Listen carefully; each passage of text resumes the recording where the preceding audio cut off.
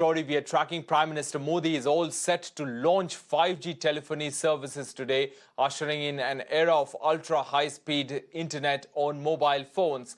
The launch event will be at Pragati Maidan in the national capital. 5G services will provide seamless coverage, high data rate, low latency and highly reliable communications. These services will only be rolled out in selected cities for now. However, the Prime Minister has assured that the entire country will be connected with 5G within the next 2 years. 5G services are expected to unleash new economic opportunities and societal benefits, serving as a transformational force for Indian society. The three major telecom operators of the country will demonstrate one use case each in front of Prime Minister today to show the potential of 5G technology in India. Recently, 5G spectrum auctions were conducted successfully and 51,236 megahertz was allocated to telecom service providers.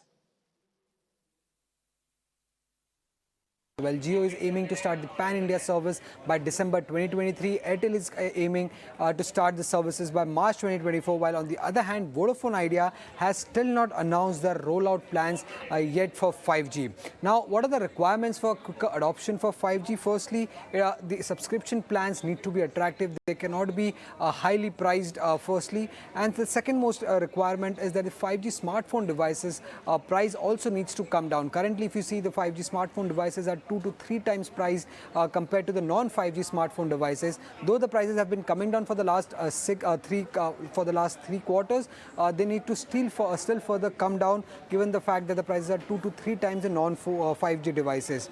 Now, will 5G launch mean and rise in ARPU? Now, in China and South Korea, when 5G services were launched, there was a limited rise in the ARPUs that we had seen, only 10% increase in ARPU. Now, the reason behind this was the higher ARPU generating customers had only moved to 5G and not the entire existing 4G user base. So that could be the case in India as well. So analysts are not expecting a higher ARPU rise. But do remember, India is a completely different market because the data rates in India are the cheapest in Asia.